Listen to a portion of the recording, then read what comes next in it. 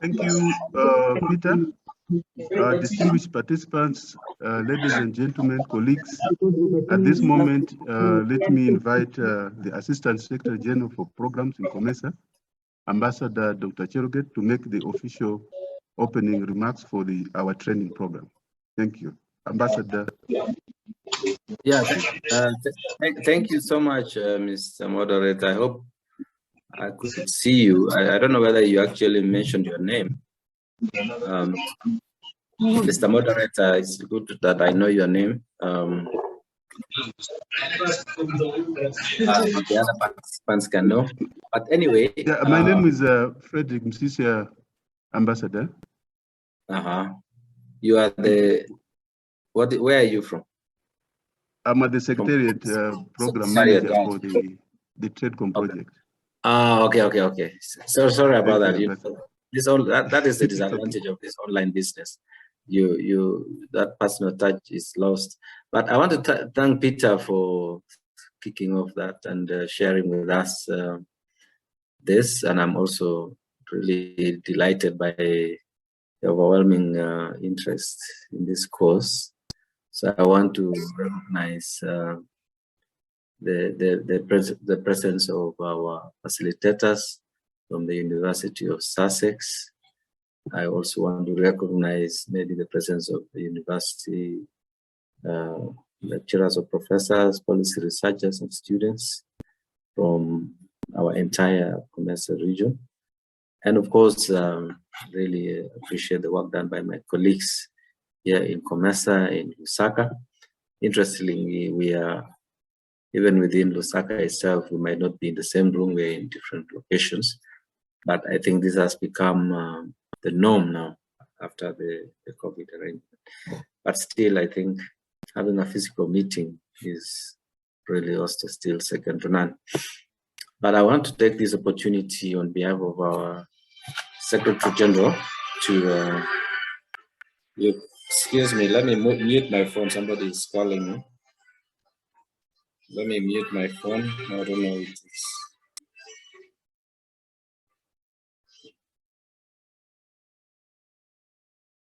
Okay, thank you. So, so on behalf of our Secretary General, I wish to warmly welcome you all to this virtual trade policy capacity building workshop. We are glad that technology has enabled us to continue engaging with member states and other colleagues now all over the world without necessarily having to travel there. And well, it's a plus in some ways because I think the cost is greatly reduced. So I'm hoping that it will also require a little bit of discipline on the part of participants to be in a quiet environment where they can concentrate and avoid any interruption so that they can follow the proceedings of this very important course. And this is also very important because of what we really need in this region. We really need to build capacities to be able to effectively address development challenges afflicting our region. First and foremost, allow me to draw attention to our COMESA treaty, which I quote says, member states agree to undertake concerted measures to foster cooperation in human resource development and greater utilization of human technical know-how and institutional capacities in all the fields of activity of the common market, end of quote. So in this regard, we have always placed human resource development at the core of our integration agenda. The training you're about to undertake is part of a series of programs being financed through the EU and also through the Organization of African, Caribbean, and Pacific States, or ACPS, and counterpart funding by COMESA, and otherwise, of course, is known as the TradeCom 2 Capacity Building Program.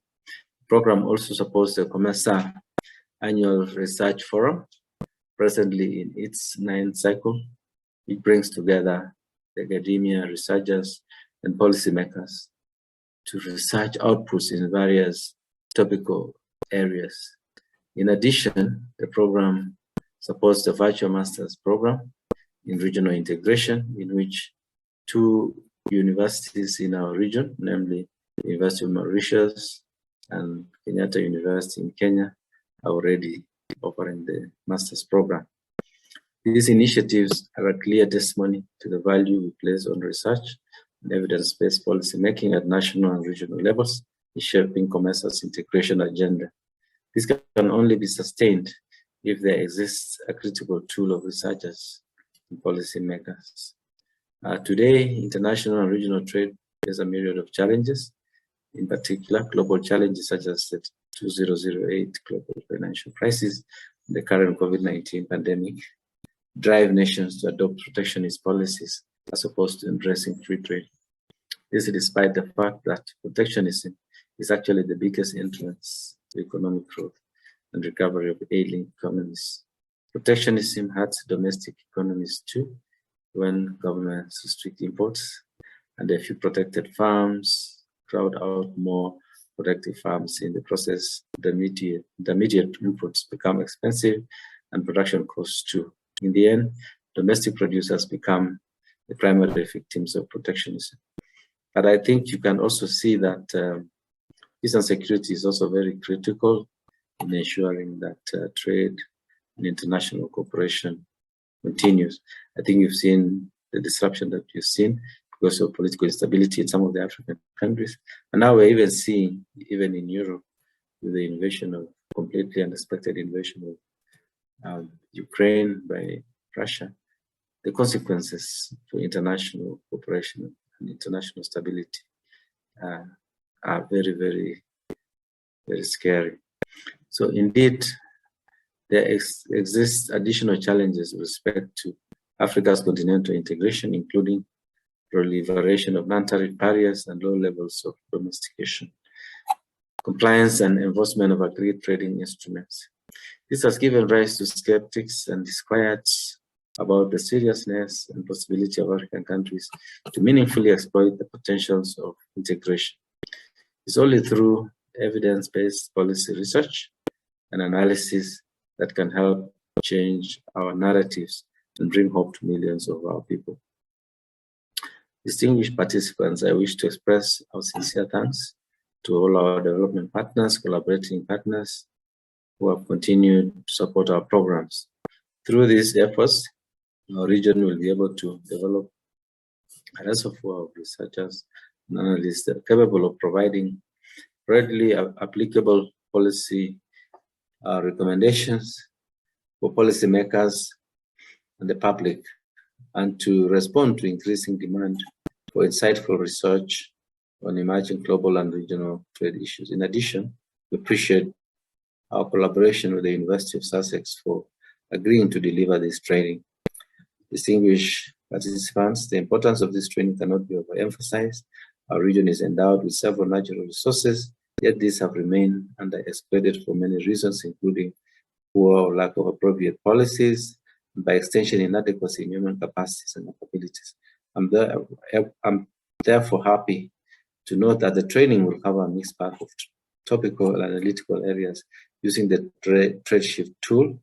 You'll be trained on how to use the tool for the analysis of policy issues and trade negotiations. And talking about trade negotiations, you recall that just a weekend ago, so we had the Africa AU summit in Brussels, and of course you'll see that maybe Europe is well prepared to negotiate with Africa. We have the resources, and Europe needs the resources. So we need to have very skilled negotiators to make sure that Africa is not shortchanged again the way it has been in the past. So it's really for us to sharpen our skills, make sure that when we go to the negotiating table with our international partners, we are well, and I think this course will achieve that. So as policymakers, researchers, and analysts, I therefore urge you all to take this training seriously, not merely an addition to your lesson. The skills you are about to attain should not be put should be put into immediate use by supporting the trade policy making at national and regional levels. And for the young aspiring professionals, please take advantage to hone your skills into the uncharted waters of policy. It's a complex and dynamic world full of challenges and emerging issues which require solutions. Many people will be looking for answers from your work. Some will be disappointed by your work, and others will appreciate it. But what is important is for you to observe professionalism, unbiasedness, and independent thinking. And as a secretariat here in Osaka, we will continue to facilitate capacity building in all forms as mandated by the treaty and ensure that COMESA's economic integration process is anchored on strong policy-oriented foundation. We encourage you to continue participating in various capacity building initiatives, including dissemination workshops, and be good ambassadors for COMESA's integration process. So, distinguished participants, with these few remarks, I now declare the virtual workshop on trade policy analysis training using the TradeSift software officially launched. I thank you very much for your attention, and I wish you successful training. So over to you, Mr. Moderator.